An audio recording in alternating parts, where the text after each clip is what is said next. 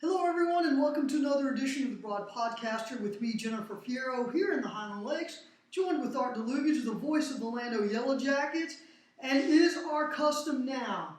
We are going to start with the Yellow Jackets. Had a big road win at Blanco, completed this crucial three-game stretch with flying colors. Wouldn't you say, Art? Absolutely. It's just been fantastic. 21-14, leading for the first time in the game in the last minute. That was against UC Randolph a couple of weeks ago. Then last week, surprisingly easy win. Coach Green won't like me saying that, but 35-7 over Marion. And then this past Friday night, beating Blanco 17-6, and that turned out to be tougher than the final score indicates, and that clinched outright district championship, third year in a row for Llano, and that's never been done before in school history, the three straight outrights. Wow, that is amazing. Talk about a giant feather in a season of feathers. Yes. Let's see, Matt Green has already become the all-time winningest coach in program history. Then they set another mark for 3 consecutive district championships for the first time in program history. They are still on pace to have 2 1,000-yard rushers in a season. Has that been done before? Do you know? I would guess no. Okay. But it will be Miguel Hernandez would still have quite a few yards to get to 1,000. He should make it. I was thinking of 2,000. Well, he should get 1,000. And already at 13:08 is Carson Kirkendall. Yeah. He had 1 touchdown against Blanco, and there was a 58-yard touchdown pass from Briggs Green to Jackson Dillard, 17-0 at the half. Carson was hurt, and we don't know the status of the injury and whether he will play in 2 weeks against Ingram, because this week is a bye. So we'll know a lot more of that as the Ingram game approaches. He did tweet that he visited Mary Hardin Baylor, possibly playing there next year, so that's exciting. Yeah, I saw that on Saturday, and by all indications, according to the picture with these 2 eyeballs, he looked healthy to me. He seemed very happy in that photo. Looked like he really enjoyed himself in Belton. Well, I interviewed him after the game, and he seemed all right. But you know what? It's silly to make speculation that quickly. So we don't know exactly what that will be, but his status. But we'll find out soon enough. All right. There are plenty of stats always with Llano. Briggs Green now with 20 touchdown passes for the season. That's 4th all time for 1 year. Dillard's 11 TD catches. That's 3rd for a season. Still plenty of season to go. Ulysses Martinez had an interception in the Blanco game that was huge. He and Braden Hatfield, 5 picks now for the year. That's tied for 8th for 1 year for Llano. But speaking of interceptions, the young man who clinched the game with a pick was Fitz Kennedy. And that was truly an exciting moment. Llano up 17-6.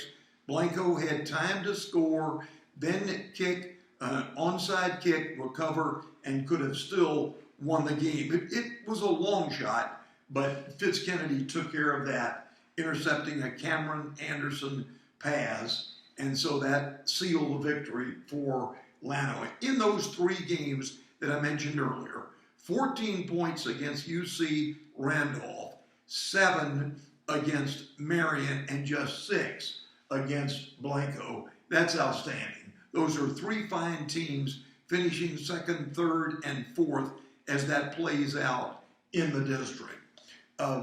Llano averaging almost 38 points a game, which if that stands will be 2nd for a season.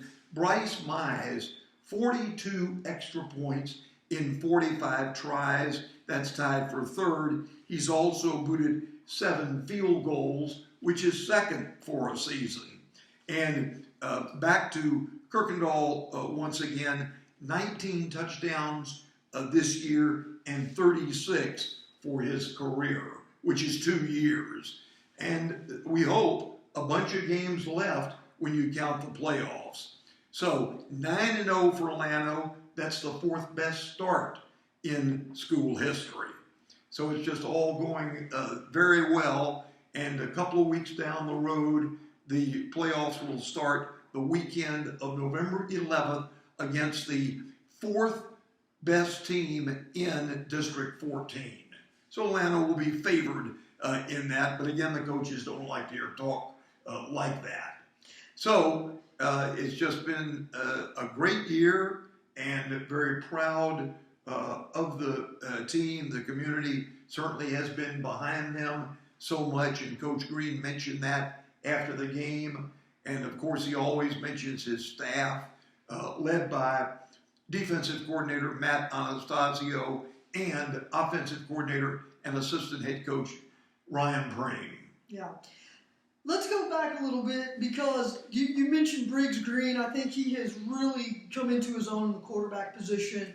I think that is where I've seen the most growth offensively in one position.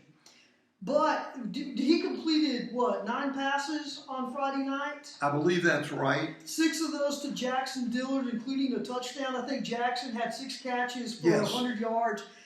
I gave him a game ball because that stat just jumped out at me. It is not unusual to see Briggs Green and Jackson Dillard have such great chemistry. They did that against Luling.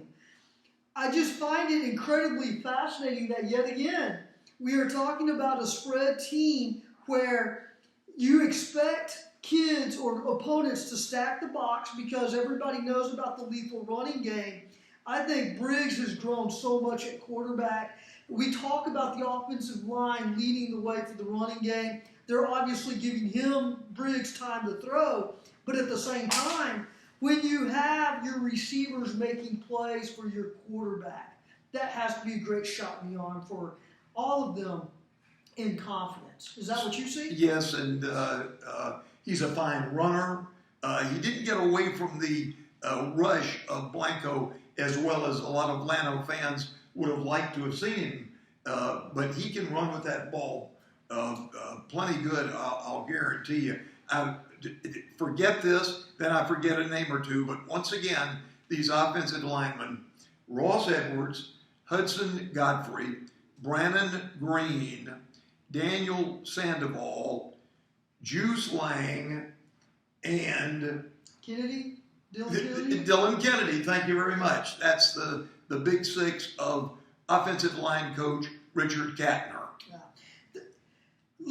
Do you know, because they're on a bye this week, Llano is, correct? Yes. Okay, do you know their practice schedule this week? Because I'm guessing they're going to take a couple of days off, maybe lift during the period, watch some film, not do a whole lot to let their bodies recover.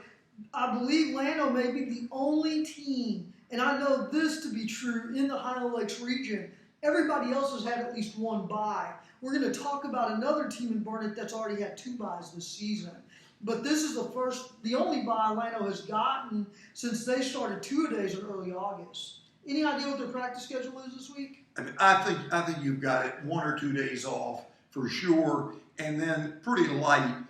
Coach Green has mentioned often that they certainly need this bye.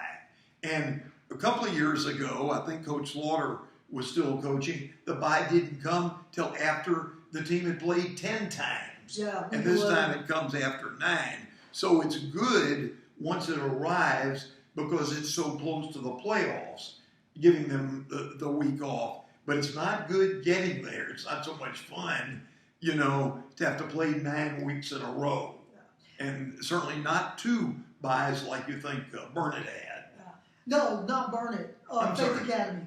Faith Academy had 2 byes. They just came off a bye from last week. We will talk about the Flames in some of the other segments that are coming up because they've got a big game this week on the road at Round Rock Christian. Let's stay with the Yellow Jackets for a bit longer. They got through this crucial 3-game stretch. They really needed to go 3-0 in order to secure this district championship outright. I'm going to say this kind of tongue-in-cheek, and I apologize to the coaches up front, okay? Do you worry about a letdown with the Yellow Jackets and the players going into Week 11 against Ingram? Does that cross your mind? Well, they certainly, Coach Green has mentioned he does not try to mislead the kids and tell a team is better than it is. And so Ingram, Llano will be a heavy favorite. The kids know this, and I say this just about every week. You play one game a week. I don't see any sense in there being a letdown, high school, college, or pro, when that's all you're playing. Now, if you're in a 162-game baseball season, maybe so, but not playing just once a week. And also, this will be their first game in 2 weeks, and I think they want to get that 10-0 regular season record. So my answer is no. And correct me if I'm wrong, they will celebrate their seniors next week, or the last home game should be the last home game of the regular season, right? Because in 3A, I know if you win a district championship in 5A and 6A, that district winner gets to host the first round game. I believe in 3A that is not the case. I think you have to do a neutral site, right? Absolutely, and Coach Green and I talked about that. He does not know why the UIL doesn't drop that down to 1A to 6A, but the UIL does what it wants to do. So no hosting the first round unless by some chance you can't get a field. And that's one reason to let the team host, because it can be so difficult to get a neutral site. Yeah, and because 2/3 of the teams in the state are still playing. Yeah, and I'm going to correct myself. In 5A and 6A, if you finish as the district champion or the runner-up, you get to host the first round at your home facility.